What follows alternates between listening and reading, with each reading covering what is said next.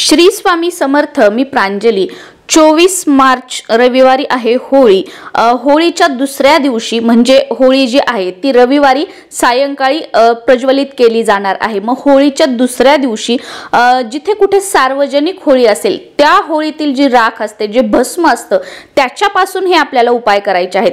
तुम्ही तुमच्या घरामध्ये तुमच्या अंगणामध्ये जी होळी प्रज्वलित करता त्या होळीच्या राखेपासून हे जे उपाय आहेत ते करायचे नाहीयेत। तुमच्या कॉलनीत असू द्या, सोसायटीत असू द्या, तुमच्या आजूबाजूला जिथे कुठे सार्वजनिक होळी असते त्या ठिकाणचं जे भस्म आहे ते या उपायांसाठी लागणार आहे। कारण बऱ्याच जणांना हा प्रश्न पडतो आणि हा विचारला जातो की घरातल्या होळीची राख किंवा भस्म घेतला तर चालेल का? तर नाही चालणार।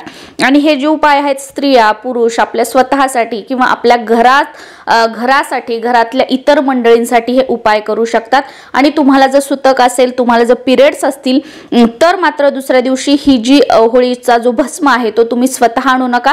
तुमच्या घरातील इतर मंडळी असतील तर त्यांना आणायला लावा जर तुम्हाला पिरियड्स असतील तर। आणि सुतक असेल तर तुमच्या मैत्रिणी वगैरे तुमच्या गोत्रातील जे नाहीत, तुमचे शेजारी मैत्रिणी असतील त्यांना हे भस्म आणायला लावा, त्यांच्या घरात ठेवायला लावा। आणि तुमचं सुतक संपल्यानंतर हे जे भस्म आहे तुम्ही तुमच्या घरामध्ये आणा आणि त्यानंतर हे जे उपाय आहेत या भस्माचे ते तुम्ही केलेत तरीही चालतील, काही हरकत नाही। आता धार्मिक दृष्टिकोनातून होलिकेला जेवढे महत्त्व आहे तेवढेच महत्त्व तिच्या राखेलाही म्हणजे भस्मालाही देण्यात आलेले आहे। होलिका दहनाच्या भस्मामुळे आयुष्यात येणारे संकट दूर होतात, यासोबतच आर्थिक समस्या सुद्धा दूर होऊ शकते। होलिका दहन सोबतच नकारात्मक ऊर्जेचा प्रभावही जीवनात कमी होतो असं म्हटलं जातं। सर्व हिंदू घरांमध्ये होलिका दहनानंतर पूजा करण्याची परंपरा आहे। पूजेनंतर होलिका दहनाची राख घरी आणली जाते। होलिका दहनाच्या राखीचे विशेष महत्त्व मानले गेलेले आहे। याच्या वापराने घरातील सर्वात मोठा वास्तुदोषही निघून जातो। होलिका दहनाची राख शांती आणि समृद्धीसाठी दोन प्रकारे वापरली जाऊ शकते। पहिला म्हणजे तुमच्या घरामध्ये जर सतत भांडणं होत असतील, कोणाचं कोणाशी जमत नसेल, घरामध्ये व्यसन असेल, प्रत्येक जण म्हणजे एकमेकांशी चिरडून ओरडून बोलतोय, एकमेकांबद्दल आदर उरलेला नाहीये, छोट्या छोट्या गोष्टींवरून मोठे मोठे भांडणं होतात, वाद होतात, असं तुमच्या घरामध्ये असेल तर त्यासाठी, त्याचबरोबर तुमच्या घरामध्ये पैसा येतो पण पैसा टिकत नाहीये, तर हा जो उपाय आहे हा तुमच्या घरामध्ये धनप्राप्तीचे मार्ग खुले करण्यासाठी आणि जो काही पैसा येतो तो स्थिर राहावा, पैशाला पैसा लागावा, चार पैसे मागे पडावेत, यासाठी सुद्धा आता जो उपाय सांगणार आहे तो अतिशय प्रभावशाली आहे।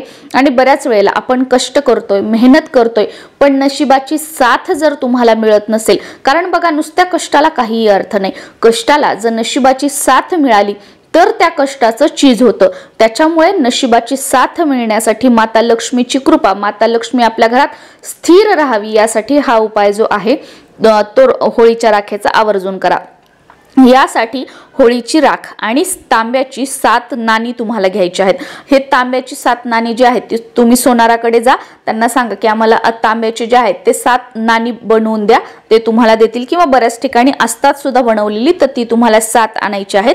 होळीची राख घ्यायची आहे आणि एक लाल कपडा घ्यायचा आहे, अगदी छोटासा, आपल्या तळहाता एवढा घेतला तरीही चालेल। या लाल कपड्यामध्ये हे बांधून ठेवायचं आहे, थोडीशी अगदी म्हणजे तुम्ही 7 चिमूट राख घेऊ शकता आणि ही 7 जी आहेत ती तांब्याची नाणी त्या कपड्यामध्ये ठेवायची आहेत आणि त्या लाल कापडानेच गाठ मारायची आहे किंवा लाल दोरा घ्यायचा आहे आणि त्याने गाठ मारायची आहे। आणि हे जे आहे ही पोटली जी आहे ती तुम्हाला तुमच्या तिजोरीमध्ये ठेवायची आहे। आता बऱ्याच जणांकडे तिजोरी माहित नसते किंवा तिजोरी नसतं, तर जिथे तुम्ही तुमचा डब्बा असेल किंवा घरात अशी कुठे जागा असेल तिथे तुम्ही तुमचं सोनं पैसे वगैरे ठेवता, तर त्या जागी तुम्हाला हे ठेवायचं आहे। आर्थिक वृद्धीसाठी ही राख म्हणजे जणू वरदानच आहे। इतकंच नव्हे तर घरावर असणाऱ्या वाईट प्रवृत्तींच्या नजरा दूर पळवून लावण्यासाठी सुद्धा ही राख जी आहे ती फायद्याची आपल्याला ठरू शकते। त्याच्यामुळे धनप्राप्तीसाठी हा जो तोडगा आहे तो आवर्जून करा। फक्त आणलं, लाल कपड्यात बांधलं आणि ठेवलं म्हणजे ते तुमच्यासाठी काम करणार का? अजिबात नाही। तुम्हाला ते इंटेन्शन लावायचं आहे, ते पोटली तयार केल्यानंतर ती आपल्या उजव्या हातामध्ये धरा, आपल्या देवघरासमोर बसा, माता लक्ष्मीला प्रार्थना करा की तुमचा उद्योगधंदा व्यवसाय असेल तर चांगला चालू दे, नोकरी असेल तर मिस्टरांची प्रमोशन होऊ दे, किंवा जो काही पैसा येतो तो स्थिर राहावा, नवनवीन संधी मिळाव्यात चांगल्या नोकरीच्या वगैरे तुम्ही प्रार्थना करायची.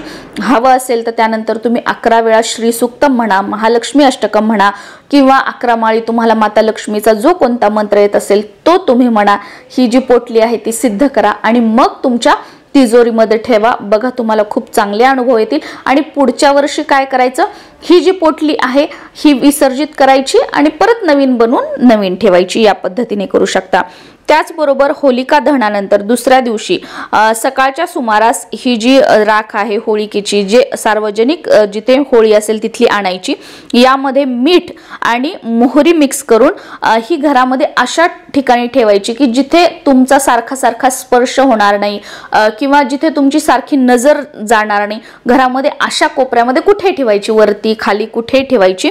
असं म्हटलं जातं की याच्यामुळे जर तुमच्या घरामध्ये काही दोष असतील किंवा तुमच्या घरामध्ये सतत एखादी व्यक्ती जर आजारी पडत असेल किंवा बाहेरील बाधा संकट तुम्हाला भीती आहे की माझ्यावर कोणीतरी काहीतरी करत आहे वगैरे, आणि वास्तुदोष वगैरे हा सुद्धा सगळा बऱ्याच वेळेला आपण ज्या घरामध्ये राहतो, ज्या फ्लॅटमध्ये राहतो, जागेमध्ये राहतो, त्या जागेमध्ये काही दोष असतात त्यामुळे त्रास होतो. बऱ्याच जणांना बघा वेगवेगळे आवाज येणे, भीती वाटणे, घरामध्ये एकटं बसलं की भीती वाटणे, असं काहीतरी म्हणजे सावली दिसल्यासारखं वगैरे काही गोष्टी होतात.